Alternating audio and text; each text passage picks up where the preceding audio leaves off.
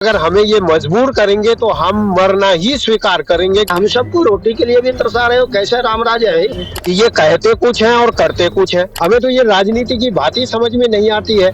खून से भी आपके पास में हस्ताक्षर करके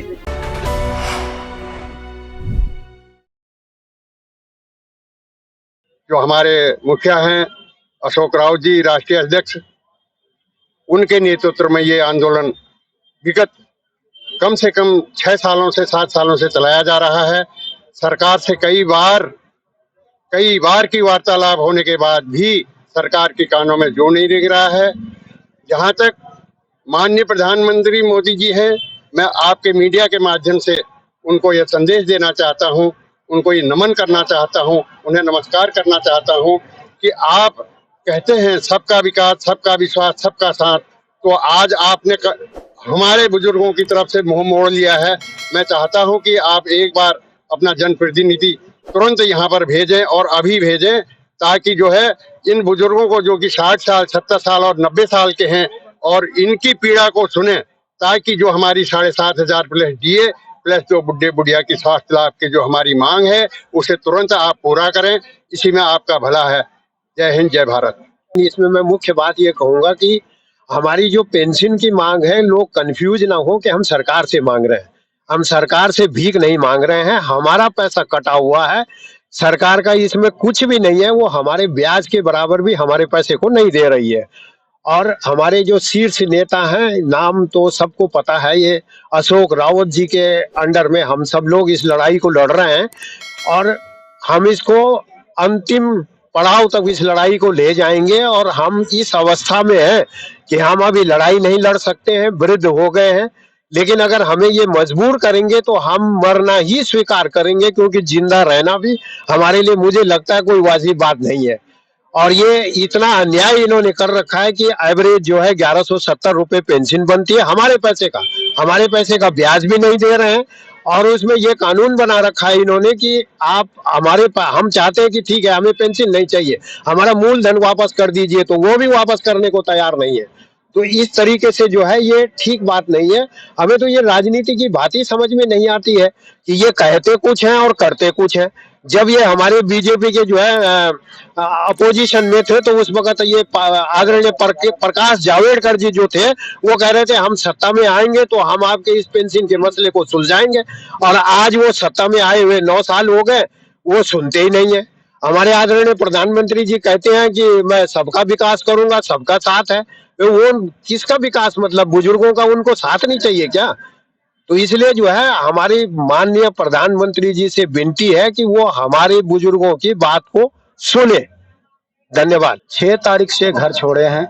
7 तारीख को रामलीला मैदान में लाखों की तादाद में आकर और हम लोग प्रधानमंत्री जी से निवेदन किया कि आपके नेतृत्व में 9 साल से वयोवृद्ध अपने आंसू को रख खून से भी आपके पास में हस्ताक्षर करके आपसे निवेदन किया कि हमारा जो हक है, आपने बहुत बड़ा काम किया है देश में, इसमें कोई दो राय नहीं है, लेकिन हमारा पैसा कटा हुआ, जिसका कोई एक डोनेशन नहीं है, उन्हीं के भी 2,500-3 हजार रुपया आप दे रहे हैं।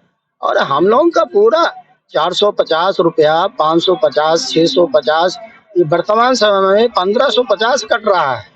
और हम लोगों को इतना एक एक आदमी का 20 लाख 25 लाख ईपीएफओ में जमा है।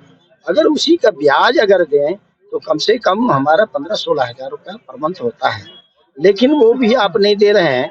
हमारे नेतृत्व ने पूरा कैलकुलेशन करके आपको समझा दिया कि मित्र, कम से कम हमको जीने लायक तो दीजिए बुढ़ापा में। हमने पूरा देश का विकास कौन किया? मजदूर किया, हम सब किया। लेकिन आज हम दवाई के बिना लाखों हमारे पेंशनर्स इसी तरह से संघर्ष करते हुए प्राणों का आहुति दे चुके हैं। और अंतिम समय में हम लोग ये वयोवृद्ध 65 से लेके 85 तक, ये कहाँ का, राजस्थान, गुजरात, महाराष्ट्र, 27 प्रांतों का सरे आया हुआ है और 27 प्रांतों में ये संगठन काम कर रहा है। और हमारा नेतृत्व करने वाला, जिसका कोई लेना देना नहीं। लेकिन हम लोगों का स्थिति को देख करके एक आदमी को आज 75 लाख में 1171 रुपया पर हेड मंथ मिल रहा है। क्या इसमें हमारा तो इनका सब्जी भी महीना के दिन का नहीं आ सकता? हम कैसे दवाई करेंगे, कैसे रोटी खाएंगे?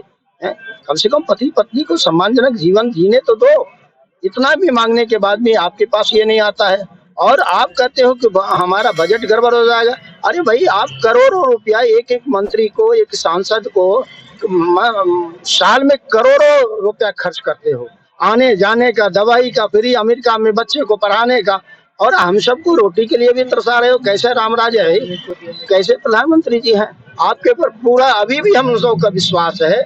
आज भी आपके माध्यम से निवेदन करते हैं पूरे हमारे पेंशनर भाई कि अभी भी अपने सांसद को, अपने मंत्रियों को भेज करके हम लोग को मांग मंजूर कर लीजिए। ऐसे जीने से क्या मतलब?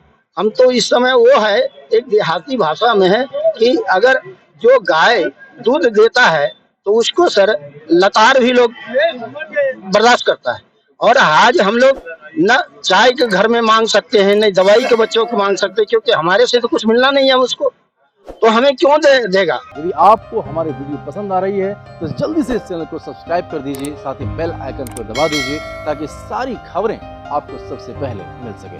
धन्यवाद।